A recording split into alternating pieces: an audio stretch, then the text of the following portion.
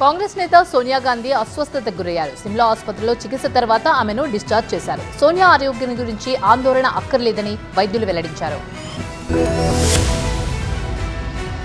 కాంగ్రెస్ అగ్రనేత సోనియా గాంధీ మళ్లీ అస్వస్థతకు గురయ్యారు. సిమ్లాలో ప్రియాంక గాంధీ కుటుంబంతో కలిసి వేసవి సెలవులు గడిపేందుకు వెళ్లిన సోనియా అస్వస్థతకు గురయ్యారు. సిమ్లాలోని ఇందిరాగాంధీ మెడికల్ కాలేజ్ ఆసుపత్రిలో ఆమెకు చికిత్సను అందించారు. సీనియర్ వైద్యులు సోనియాకు ఎంఆర్ఐ పరీక్షలతో పాటు ఇతర వైద్య పరీక్షలు నిర్వహించారు. 5 రోజుల క్రితం సిమ్లాకు వెళ్లిన సోనియా గాంధీ హై బీపీతో బాధపడుతున్నట్లు డాక్టర్లు తెలిపారు. వైద్య పరీక్షల తర్వాత ఆమె తిరిగి వెళ్లిపోయారు. సోనియా ఆరోగ్యం స్థిరంగా ఉందని వైద్యులు వెల్లడించారు. సోనియా ఆరోగ్యంపై ఆందోళన చెందాల్సిన అవసరం లేదని, సాధారణ వైద్య పరీక్షల తర్వాత ఆమె ఇంటికి వెళ్లిపోయారని హిమాచల్ ప్రదేశ్ సీఎం సుఖ్వీందర్ సుఖ్కు సలహాదారు నరేష్ చౌహాన్ వెల్లడించారు.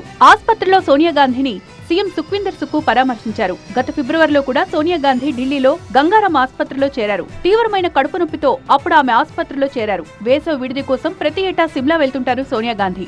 గత సోమవారం ఆమె ప్రియాంక గాంధీతో కలిసి సిమ్లా వెళ్లారు. సిమ్లా శివారులోని చారాబ్రా ప్రాంతాల్లో ప్రియాంక గాంధీకి ఇల్లుంది. సోనియా గాంధీ అక్కడే బస చేశారు. మెరుగైన చికిత్స కోసం గతంలో 3 సార్లు అమెరికా వెళ్లారు సోనియా గాంధీ.